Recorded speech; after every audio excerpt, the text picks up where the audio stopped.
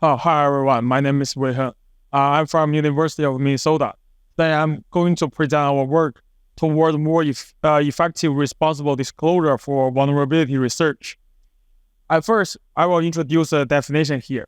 What is an unpatched vulnerability? Unpatched vulnerability refers to weakness that allow attackers to leverage a known security bug that has not been patched by running malicious code. Now, we will show an example here. This example is really horrible example. The security bug was assigned a CVE number 2021-44228, which is also as known as log4 shell bug. The bug affects Apache's log4j library. As we all know, Apache is most widely used Java server structure. It also has CVSS score as 10 out of 10 points, which means that it is a critical security bug. It affects at least 90% servers. The NVD published it on December 10th, 2021, but it was patched on December 28th, 2021. So the time gap between find time and patch time is 18 days. Another fact is that until March 2022, after 3 months it was patched, there was still at least 70% server affected by this bug. In other words, it was really horrible 18 days gap since the server were opposed to a critical attack. So there are a lot of another examples similar to log4 shell, such as proxy login, proxy shell, and so forth. Now we will introduce the funding reporting bug process. As vulnerabilities essentially stem from logic bugs or design flaws, they are hard to prevent. Therefore, finding and fixing vulnerabilities have become a practical and common security strategy that is widely adopted by software vendors. Researchers will put their efforts on finding bugs in every program. Whenever a researcher finds a vulnerability for just one bug, the researcher is expected to report it to the related parties. This is called responsible disclosure, a common ethical research guideline. While the responsible disclosure process is intended to help maintainers proactively identify and fix vulnerability, and thus to improve the security, we observe that it may not as effective as we expected.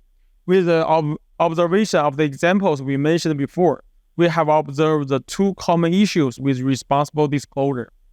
The first one is that many security-critical bugs are publicly disclosed in the first place before they are fixed. This can be a result of the security impacts of a bug are unknown when reporting. We also found that many cases in which the reporters identify the security impacts and still publicly reported them.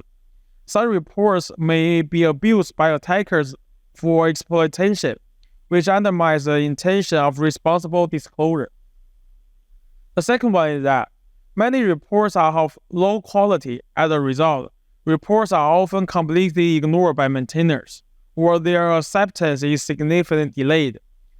This increases the length of the unpatched period. So here, we will introduce the aim of our work. In our work, we aim to study effectiveness of existing responsible disclosure. We are concerned with two major questions. The first is that is it common that security critical bug reports are disclosed publicly in the first place? The second one is that what factors of a bug report contributes to delaying or ignoring? By answering these questions, we aim to provide insight into how to improve the quality of bug reports and the effectiveness of the responsible disclosure. So we select Linux kernel as our target, and in the Linux kernel, we focus on their code, and we also select Linux bug reports and Linux bug history as our example here. We perform a quantitative analysis on the report to derive statistical results.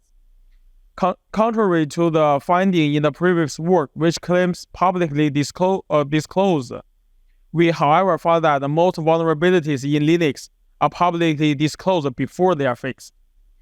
Such disclosed approaches may raise ethical concerns, which violates the responsible disclosure process, and moreover, adversaries may explore such vulnerabilities against the affected program. So, why we select Linux kernel? There are a lot of numbers describing the popularity and importance of the Linux kernel. As I show in the slide, 47% of professional developers use Linux-based operating system. Linux powers nearly 40% of websites whose operating system is known. Linux has over 27.8 million lines of code. 85% of smartphones are Linux-powered, and etc., etc. So all these numbers are showing that the popularity of Linux. And if we investigate the security bug or bug reports in the Linux kernel, it will be representative. So here we will introduce what is patch history.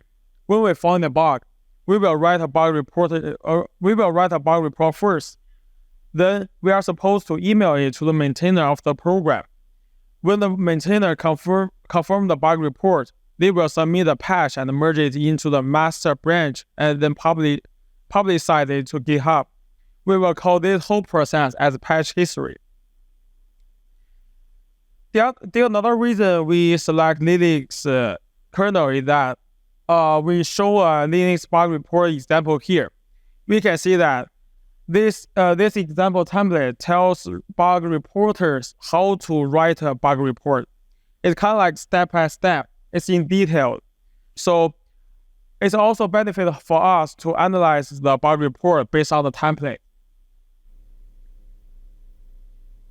Now we show the approach, the overview of our approach. There are 3 steps to generate the dataset. Then we will do the analyze on the dataset.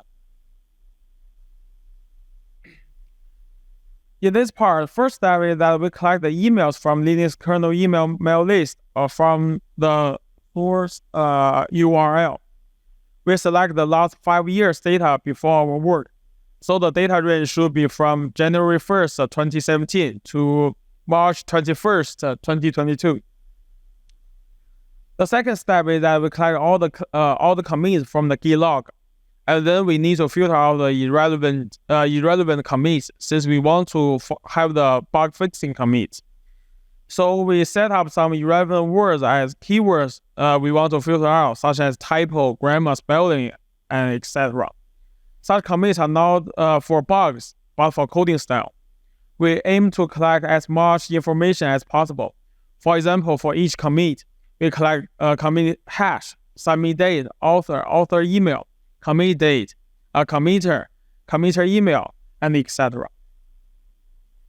The next step is that we have to map the email conversation with the commit log. The purpose of mapping is to map the then we have the corresponding commits with the conversation. To achieve this step, we need to check whether a commit ID exists in the email conversation. Through this check, we could match most of the commits with the email conversation. For the remaining cases, we need to check the authors of the commits, author time, and other figures to achieve the match. After we collecting the data, now we present preliminary results of our quantitative study. We will present our result from 2 aspects. First, irresponsible public vulnerability reports. Second, factors contributing to delays. As a part of the responsible disclosure process, security critical bugs should be reported through private channel. We first study if publicly disclosing security critical bug is common problem. To this end, we check if to To achieve this, we select 100 latest CVE from the CVE app website for the Linux kernel. And by the method, we manually check the content and corresponding commit ID. The result is very surprising. These 100 latest CVE are all shown in the public channel. We can see how easily we can take advantage of the content. This is the Linux kernel mail list. We can just Google this URL, and we can get access to the content of all the information of the email for the Linux kernel. And now we will introduce a public channel and private channel. The public channel is what we discussed before. We will submit our patches or other things talked with in this URL, Linux kernel mail list. And also, this public channel is not built for security related fixing. There is a private channel that makes sure people contact with security team directly and privately. This process tries to make sure that security issues will not be leveraged before they publish. Unfortunately, Linux reporters mostly did not use a private channel for the responsible disclosure. So for the next time, if we want to submit the security-related bugs, we have to submit the patch to this private channel to make sure the bug is fixed before it is disclosed. So we have added 3 insights into the result. The first one is that there are a lot of authors for the Linux kernel, such as Zscaler, Moonshine, and etc. When the authors of these authors found new bugs, they may have automated system that send email to the public channel directly. Even worse, some of the email may contain POC and executed traces of the bug. The second is that it is hard to determine the impact of security bug before they are exploited. Some reporters may just think that these bugs may only affect some performance, and they don't think it will have a critical security issue.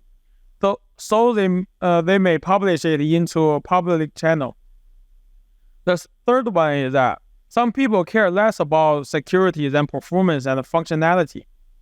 There is an exact same sentence I quote from Linus. He said, "Security problems are just bugs."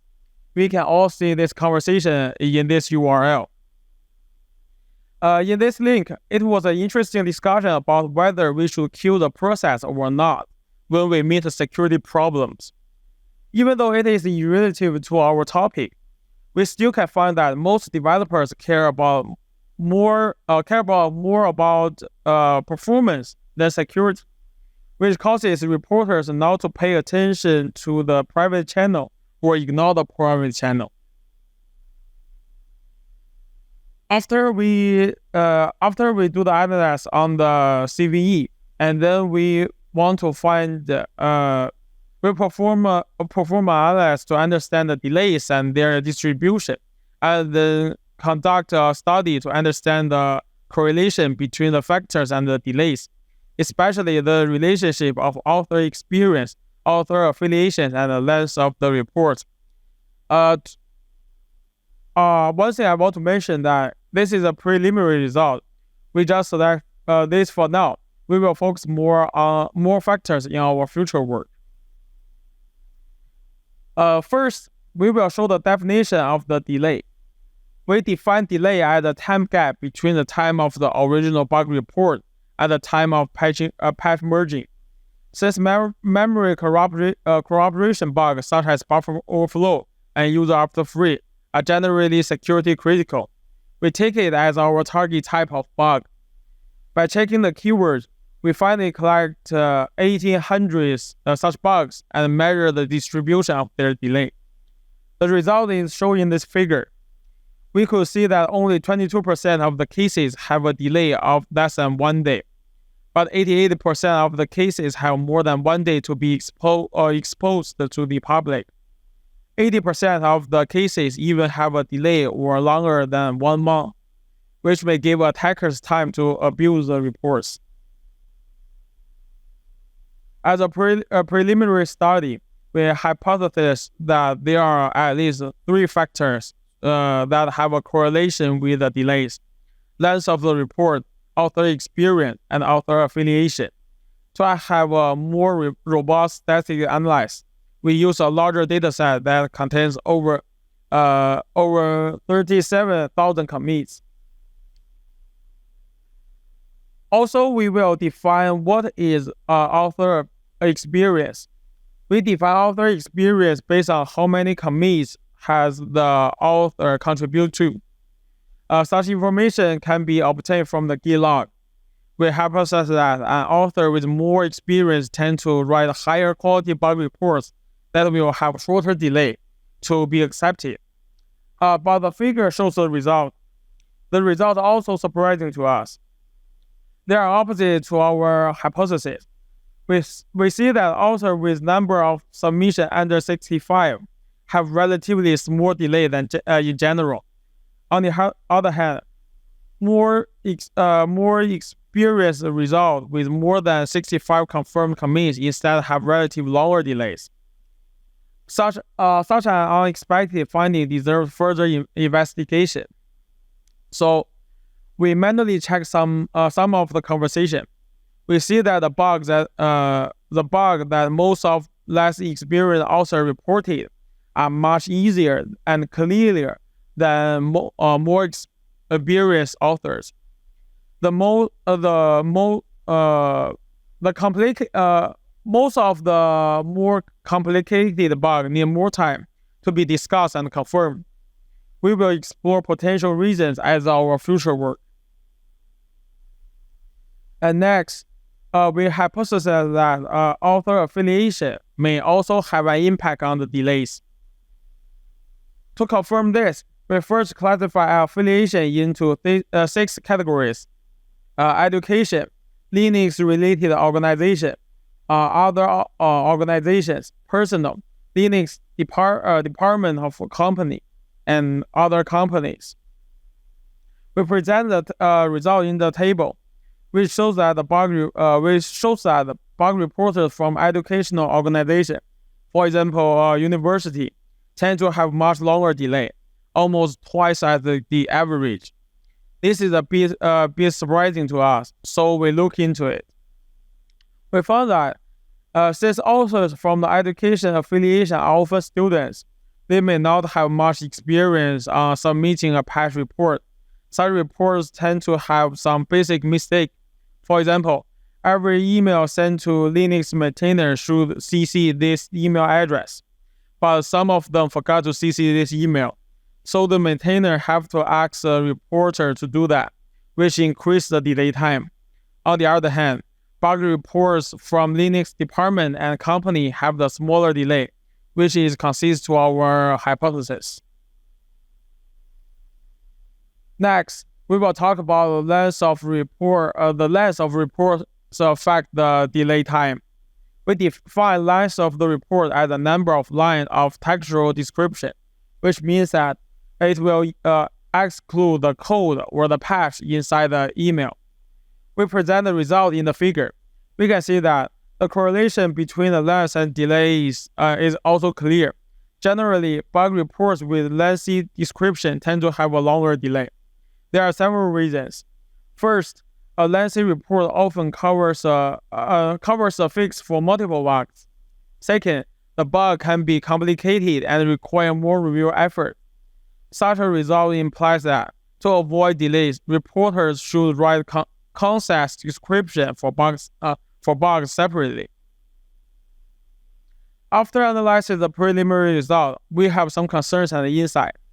Not properly using the private reporting channel may violate the ethical requirement of the responsible disclosure process.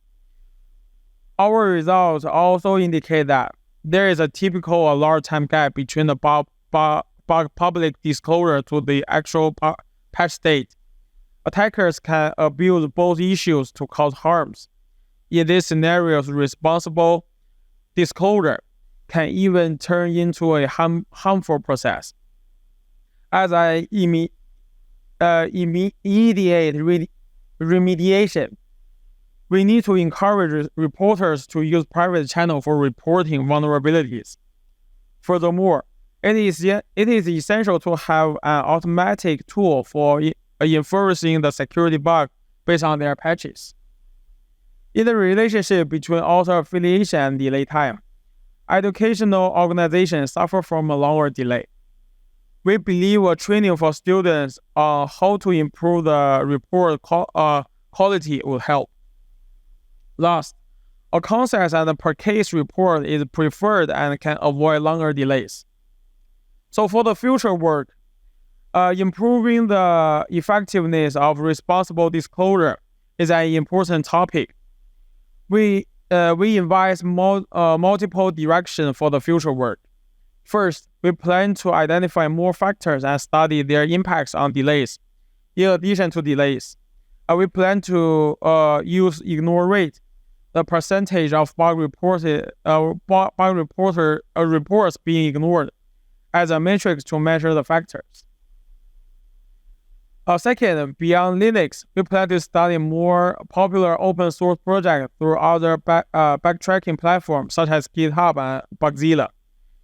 We hope to cover different categories of open source projects, including OS, browsers, web servers, and etc. Here, we take Electron GitHub project as an example. Electron has 106,000 stars on GitHub, which means that it is also a popular and widely used program, since Linux has 140,000 stars in the GitHub. When we go to the issue of the program, we can see that the people just put the bug information publicly. The adversary could easily take advantage of that. Third, as a long-term work, we plan to develop the third one is that we will develop our automated tools to help reporters and maintainers. Thanks for the listening. Do you have any questions? We have very limited time for maybe one question. All right, so do you think the findings from Linux can also apply to other projects? For example, most vulnerability reports are reported publicly in the first place. Yes. We take the example of the GitHub. If we want to fix some issue on the GitHub, we will submit the issue report on the GitHub, and it will contain the bug information, and the adversary may leverage this kind of information.